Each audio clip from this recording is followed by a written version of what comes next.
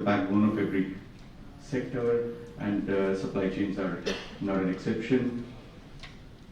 The fear of disruption, the necessity to be at the fastest pace with the highest efficiency with your customer is driving the adoption of new technologies which help you increase your efficiency, improve your speed, and maximize your profitability. So the first session that we roll today is digital as a pivotal force in business transformation and the untapped potential in Indonesia. I have two panelists in the morning session. The first one is Subir Lohani, who is the Chief Growth Officer of DG Asia. Subir works as the Chief Business Officer of DG Asia, an integrated B2B focused fintech company, which operates in the mobile money, lending, remittance, and distribution supply chain solutions market. Prior to DG Asia, Subir was a partner of Rocket Internet, leading online classifieds business in Indonesia and Philippines. Subir started his career in investment banking in Barclays Capital Singapore, focusing on debt markets in South and Southeast Asia. He's a graduate from Boston University with a degree in economics. Please join me in welcoming Subir Lohani to the dais. Subir, where are you?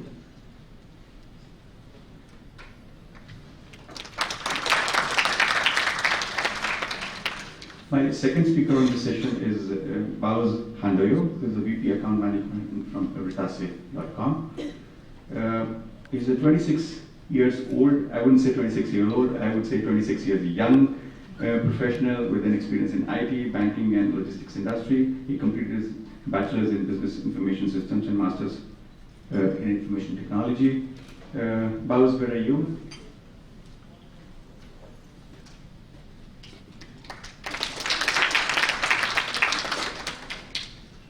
So I'll hand over the mic to Subir. I'll hand over the mic to Subir. Subir, why don't you lead us through your talk, and then we come to Baos.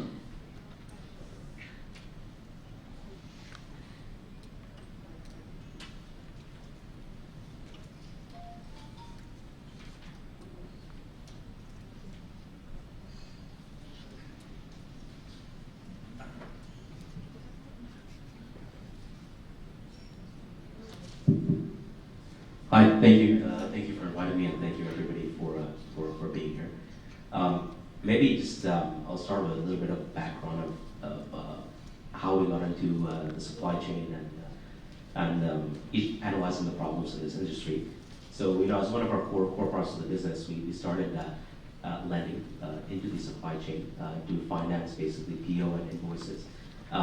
When we started, we were going one by one to all these merchants or distributors, and we noticed a lot of issues or lack of digitization, whether it be at the merchant level, distributor, wholesaler, or many other parts of the supply chain as well.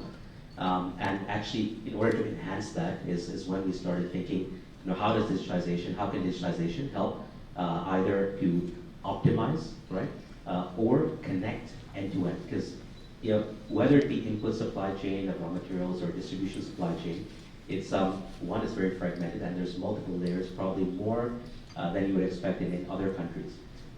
As an example, in Indonesia, let's say you take an example of a FMCG principal, whether it be Unilever or Nestle, etc. They have zero visibility or near zero visibility below their distributor.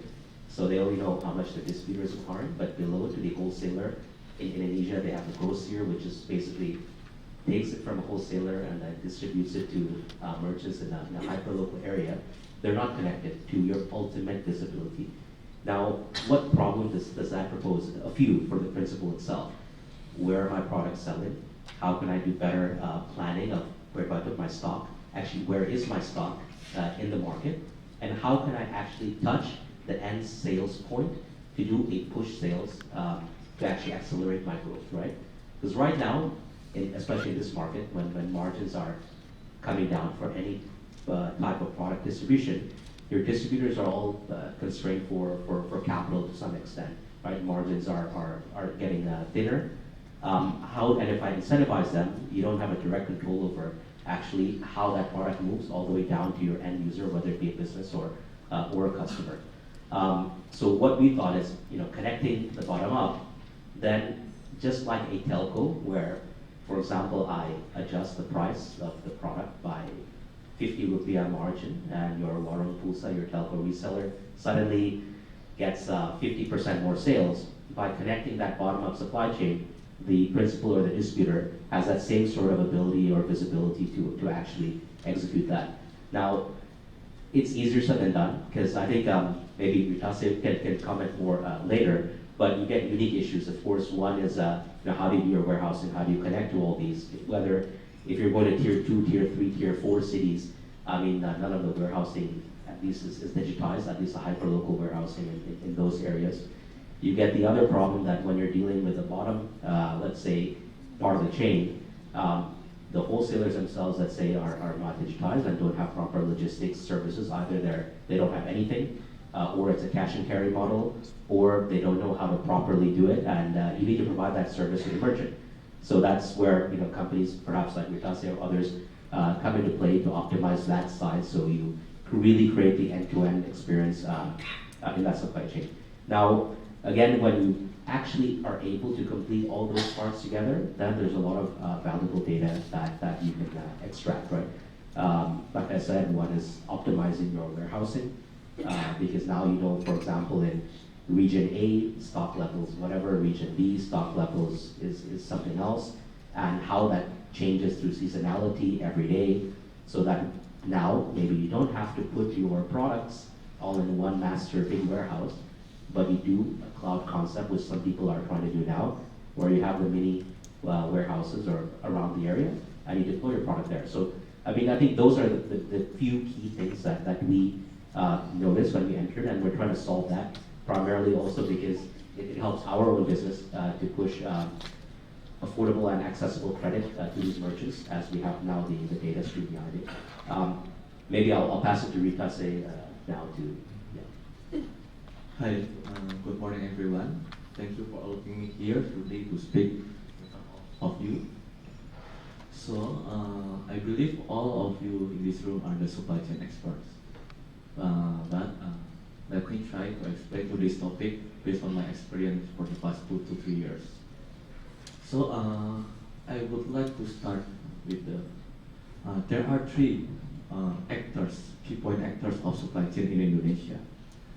The first one is the shippers, the one who owns the goods, the one who needs the trucks, and the second one is the transporter, like the one who owns the truck, who needs the capacity, who needs the truck fulfillment, and the last one, and the most important one, is the drivers. The drivers is actually the one who deliver your goods. The most challenging one is, if you want to go digital, is the third one, is the drivers. So I would like to start with the disruption. So how can we easily implement the digital supply chain in Indonesia? There are 2 types of disruption. The first one is from the user side. Currently, the shippers spend too much time to book the orders, to secure the trucks from the local shipments. And the second one is no proper booking tools.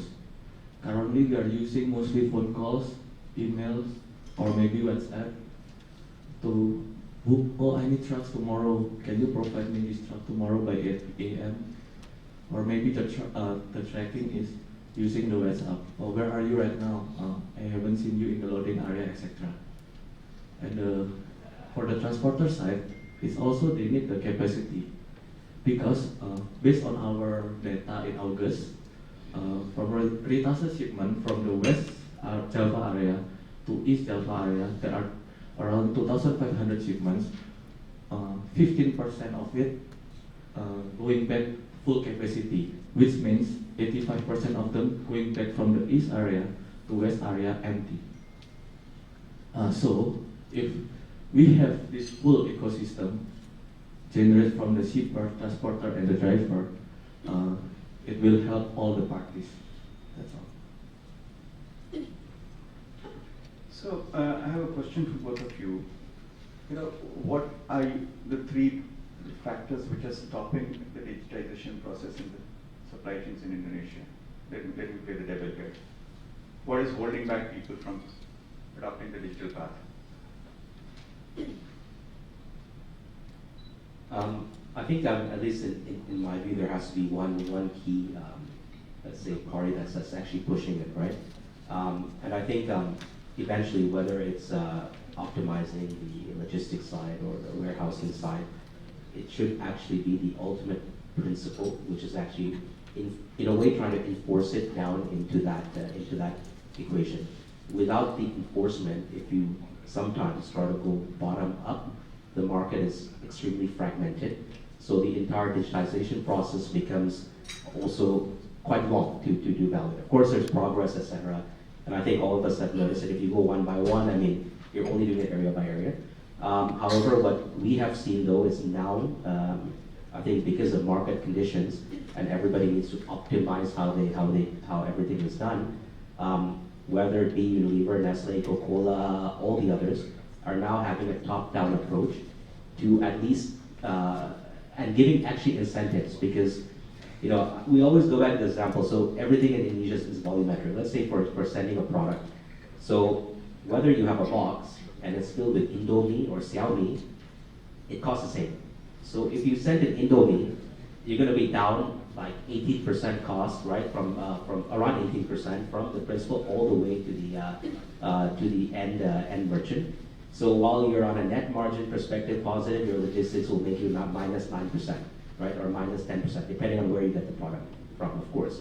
If you do a Xiaomi product, of course you still have a margin, but I mean that's one of the issues as well. And secondly is because of the market itself, urban areas are different, completely different from rural areas in Indonesia. So if you look at tier 3, tier 4, tier 5 cities, getting that product and access to that product to a tier 5 city, a lot of people don't even want to take that risk.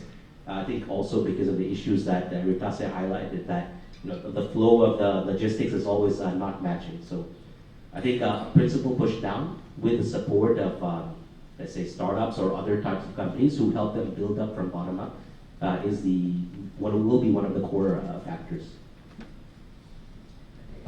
For me, the key challenges to implement the digital technology in supply chain, the first one is the technology itself. Because like you guys know, maybe the drivers, we need to give the device or the smartphones to transmit the data. Or maybe we put some GPS tracking on the trucks. It needs the investment also from the transporters. And when the shippers want to go simply digital, maybe there are some rejection from the transporter itself. And the second one maybe is I like what you say is the incentive. Because it's very hard to implement from the driver side. From my experience, we need to give them like some kind of driver rewards.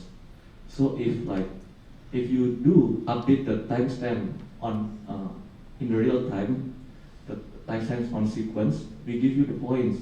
Later on the points you can buy some mobile data or buy some food near your pool, near your factory, etc. So it's actually it's very hard in the bottom. The second one is the education itself, because maybe to use the system, not all of the parties can operate it easily. Especially maybe the drivers usually using the old phones, suddenly the transporter gives them iPad or some smartphones to use to update the timestamp. It will be very hard for them because they already drive for so long. After reaching the unloading area, they need to update, etc. So it's very hard. So those two key challenges from me. Actually, maybe if I can ask a question, and it's something that I'm also interested to find out specifically on the logistics side as well. So I had a friend who did he did sand mining from the Philippines, and he used to sell that sand to Singapore for whatever reclamation. But what I learned from him is how they optimize their shipping costs in that point is because if you look at the route, it goes from Singapore to Kalimantan, pick up the coal, go to China. But when it comes back down from China, it's basically dead weight. You're not carrying anything usually back. So what he did, he had offshore anchorage in South China Sea. On the way down, when it's dead weight, he basically got it at a super cheap rate and negotiated with the shipping companies, such that it actually became viable to move that product. Now, it's a different example, but what I wanted to maybe ask is in the Indonesian perspective, what is the view on, let's say, dynamic pricing between the routes? Because especially, it's something we learned from all the ride-hailing companies to match supply demand. But in reality, if you don't have a product moving from one side to another, and you're not matching that flow, why not you just offer a dynamic pricing to reduce the pricing to some extent, right, and to make it more efficient? I wonder, because you mentioned Nestle before, so maybe I will answer your question using the Nestle case. So you mentioned about dynamic pricing. It's very interesting because a year ago when Nestle contacted us to develop this full topology on all Nestle disease all in Indonesia, the first one they want to know is the first track and trace. But the second reason is they want to use the dynamic pricing because they realize there are a lot of the empty backhaul trucks, or maybe you say there's not a lot empty shipping from maybe, for example, from east to west. So they ask us, like, can I use the trucks with the 30% cheaper, 40% cheaper, etc. So we say if everyone maybe using online, the ecosystem is right. When they finish unloading in one area, then it's like a Gojek or Grab. They use the app to I'm ready to take the backhaul order. Maybe it can happen. So what we are proposing them right now is like that. So when the drivers finish the unload to unload the Nestle item, maybe in the Surabaya side, the driver can make a trigger on the app. When the trigger on the app, so the transporter using the application, they will key in the price to go to the west. You can say backhaul rate. It's very dynamic. Maybe sometimes for 4.5 million, 4 million is very cheap compared to the normal rate is 6 million. Sometimes in the big one is 7 million. So like they cut the orders maybe 4.5 million. And then what we do is we publish that trucks to all our current our existing shippers, which have the similar requirement to Nestle. For example, we also sell to Unilever, like we mentioned before, or P&G, because the requirement is same, the full box truck, using terpal, using a good tire, no film. So they will bid. When they will bid, then we send the truck there. We send the details of the vehicle name, the driver name, and what time you can reach the loading area. It's like that. Okay, I have another question for both of you, and more for you, Baus. I totally agree with you when you wanting to take the digitization path. The fresh capital investment is always an issue of concern with most enterprises. The customer demand, your ability to supply, your regional focus, all factors contributing to that. But then when you look at a market like Indonesia, you also have some very successful examples. You look at a Tokopedia, look at a Bukalapak, look at a Grab.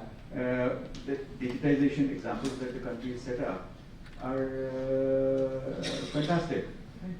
Now, if you were to look at some of the successful cases, and you being a local here would know many more, how many of these do you think were the user disruption led, and how many of these were the supplier disruption led?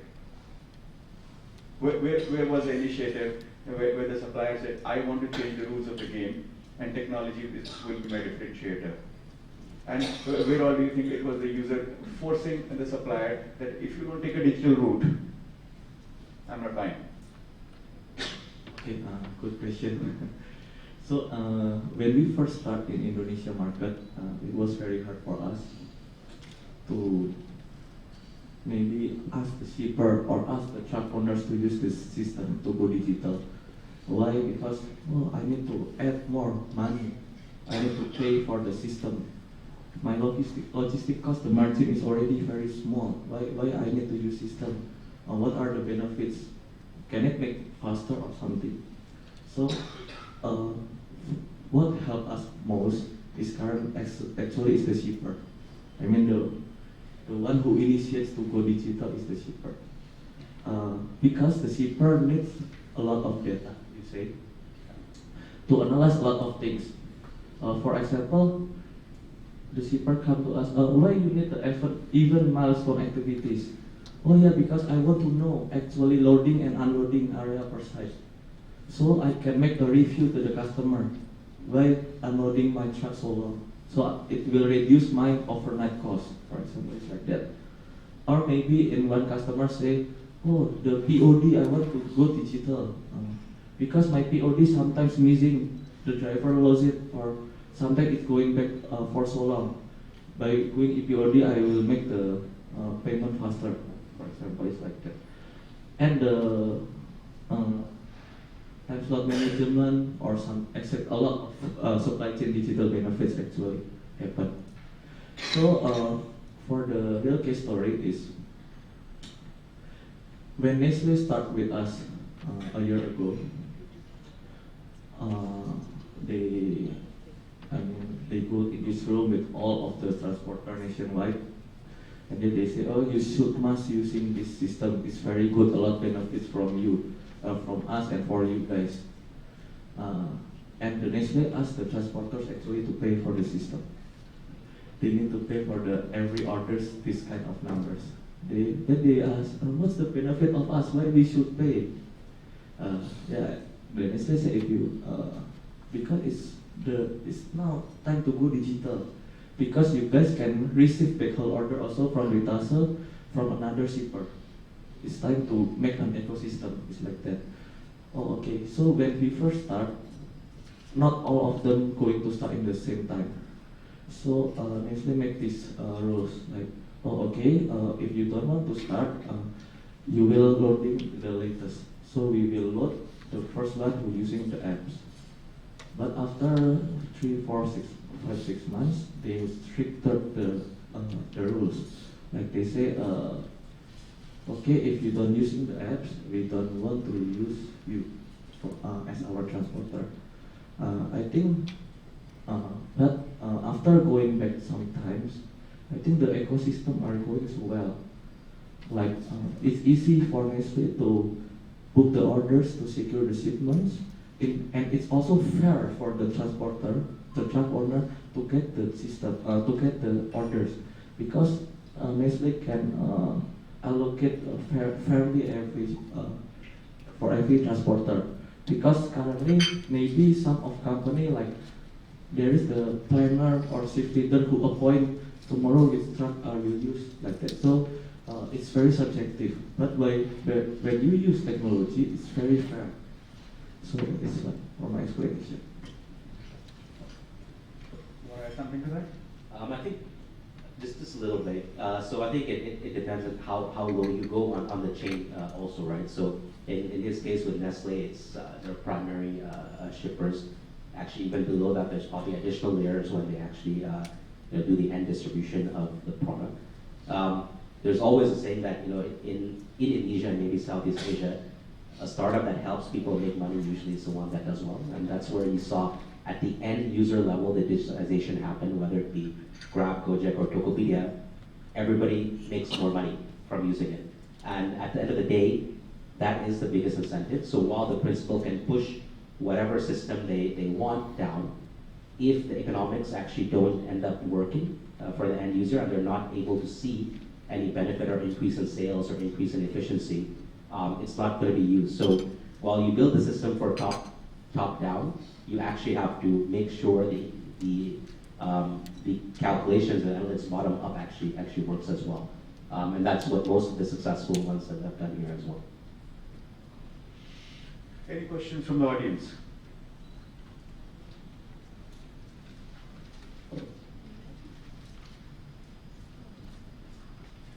Yeah, hi, I'm Aditya from Hagi. My question is to Boaz actually. I think it's interesting that you mentioned that the 3 components of supply chain are the shipper, the transporter, and driver. I'm afraid that will get too oversimplified how broad we are in analysis. That's pretty much technical. And what I see actually is what we see in Indonesia. the transportation cost actually is virtually at the end of the last mile delivery only contributes to like 5-6% of COGS.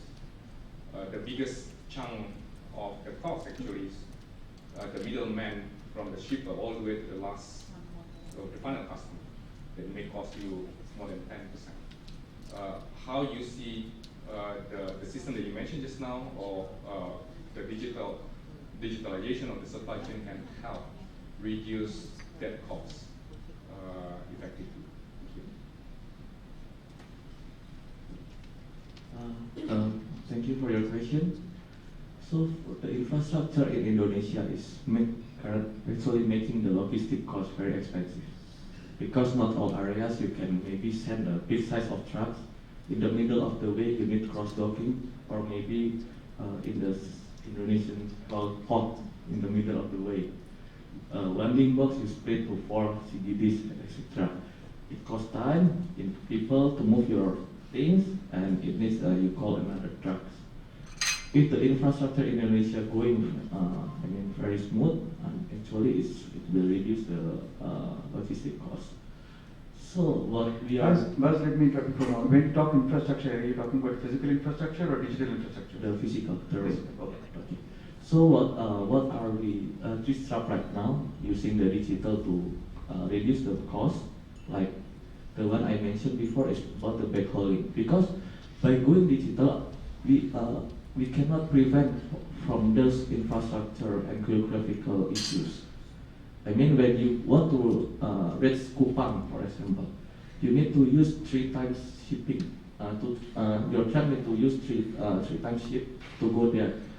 We cannot prevent it, but what we can reduce the cost is like we are looking for another shippers, maybe locals from the Kupang, going back to Java, so like we can share the logistic. Share the buying fee between these 2 customers. For example, is Sunpride is using us to go from from Sumatra to Java every day.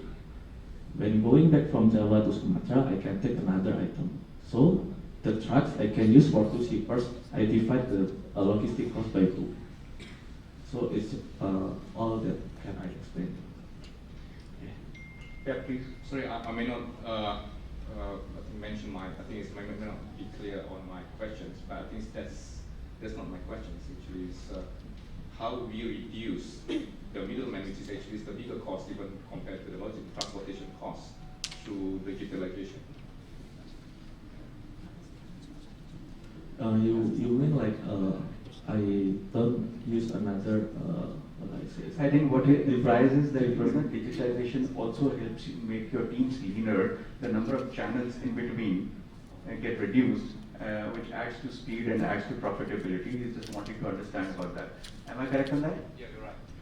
Yeah. I understand your questions, but in my experience, like by going digital, it's not simply like we can erase the middleman, because to reach to the unloading area, we need to use their middleman service to pick up your goods and deliver your goods. For example, if we need to use shipping company, then we should use that to reach to the area. By using digital, is maybe you can track and trace when the goods are moving from your trucks to the ship, then to the another trucks in the first leg, second leg, third leg. But we should need to use those middlemen to actually deliver your goods. That's my explanation. Okay. Any more questions? Okay, let me wake you up. Let me throw one question at the audience. When you work on digitization in your organization, what is the biggest challenge that you face?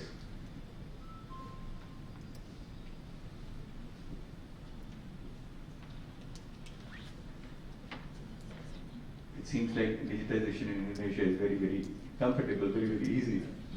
Nobody's got a challenge. Come on, wake up. The Kalbe team should have some experiences. You are one of the most technology savvy companies, from my experience.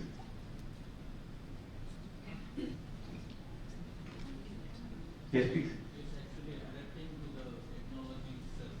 People adapting the technology, understanding it. Functional excellence of the system. Was saying about the functional excellence of the system itself provides a lot of facilities to improve the digitization. Yeah. But the adaptation of those functional excellence needs more time, and I think more understanding and savvy itself, and more incentives and all is provided, I think will help in that area. The change management for the people adapting the technology is one of the challenges. I think one of the issues in implementing it itself is, while you can do it in your own corporate, right, where you're digitizing. Again, there's so many stakeholders involved in this equation that, if they're not digitized at all, I mean, how does it doesn't really work, right? So you have to build these smaller mini components of piece by piece. I digitize with this stakeholder first, then I move to the next and next. So the biggest challenge is actually the ecosystem digitization, because without that, nothing, you don't get any feedback. That's valid, man. Now, I as a layman, somebody not from a supply chain background, I see the problem of choice as a big deterrent. I want to go digital, but where do I start and what do I pick up? Every product category, there seems to be packed with so many solutions. How does one address that? That's always. I mean, for any product, right? You have so many choices. I think it's based on a few things. One is, of course, how comfortable you're using the system. I mean, whether it's one or another, if you feel comfortable on the ability to use one, that's the main thing, I think. Second, how easy actually it is, how open it is to connect both your own system and external systems. So some systems are relatively closed loop, let's say, with no open APIs and those type of things, which I think is needed in order to actually implement it properly. So, actually, the good system is like a painting. It's a lightweight painting where the customer actually can paint themselves. They can custom the TMS as what they want. Because I see in the market a lot of actually very advanced TMS rather than what Vitasol had. But maybe what question is the customer will use all those features, or will we focus on the primary options that the customer needs?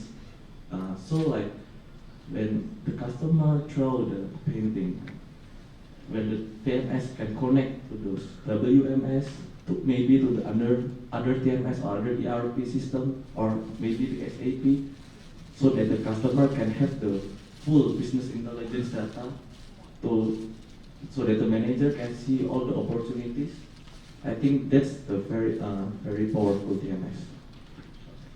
Thank you so much. Any more questions? Okay, so that brings us to the conclusion of the first session. Thank you so much, the speaker panel. The key takeaway is that digitalization is a must-have element in your strategy moving forward. There are instances where it will be led by the supplier, there are instances where it will be led by the buyer, but all of us will have no choice. We'll have to take the digital route. The sooner we take it, the better it is for all of us. We improve our top lines and bottom lines both. I'll say thank you to both the speaker panels, and we'll move on to the next session now, which is on supply chain optimization. Thank you, Subir. Thank you.